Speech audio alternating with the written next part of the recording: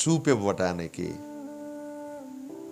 పేదవారికి సువార్త ప్రకటించటానికి, చెరలో ఉన్న వారిని విడిపించటానికి యేసయ్య ఈ లోకంలోకి వచ్చాడు. నా జీవితాన్ని ఎలా విడిపించాడో చెప్పి నా మాటలు ముగిస్తాను. నాకు ఇప్పుడు 52 సంవత్సరాలు.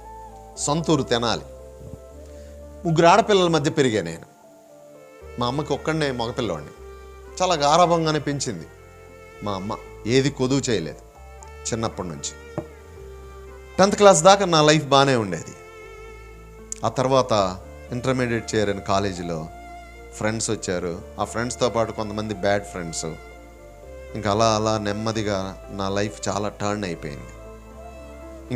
ఎలాంటి స్థితిలోకి వెళ్ళిపోయానంటే, మా అమ్మ ఒకరోజు తల బాదుకుంటూ వచ్చి, అరే నిన్ను కన్నందుకు నేను చాలా బాధపడతా ఉన్నాను రా. నువ్వు రోడ్డు మీద నడిచి వెళతా ఉంటే ఏదన్నా లారీ కానీ బస్సు కానీ వచ్చి గుద్దితే నువ్వు చచ్చిపోతావు కదా, ఆ చచ్చిపోయిన వార్త నా చెవిలో పడితే నేను చాలా హ్యాపీగా ఉంటాను రా. That was my life 32 years ago.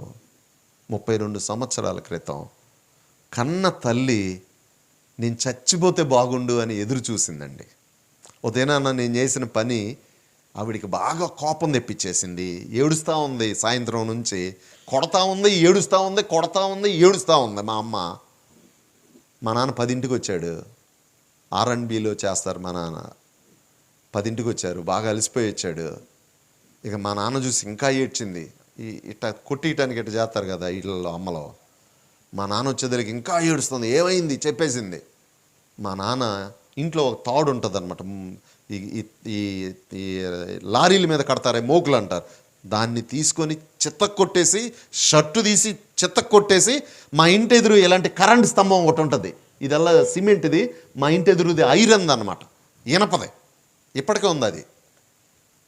దానికి కట్టేశాడండి. 10:30 కట్టేశాడు రాత్రి.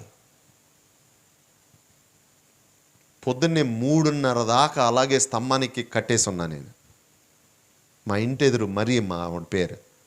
ఆవిడ ఒకటికి వచ్చి బయటకు, ఆ రోజుల్లో వాష్రూమ్స్ ఉండేవి కాదు, లెట్రిన్లు ఉండేవి కాదు, బయటకు వచ్చి పోసుకోవటమే.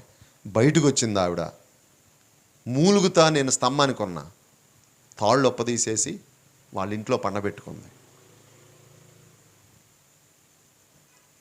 అలాంటిది నా లైఫ్. చచ్చిపోతే బాగుండని ఎదురు చూసింది మా అమ్మ. ఏం చేసేవాళ్ళండి? ఏదన్నా వెళ్ళి దొంగతనాలు చేయటం, లేకపోతే మర్డర్లు చేయటం, హత్యలు చేయటం, మానభంగాలు చేయటం, ఇలాంటివి ఏమన్నా చేసేవాళ్ళ? చేసేవాడిని కాదు.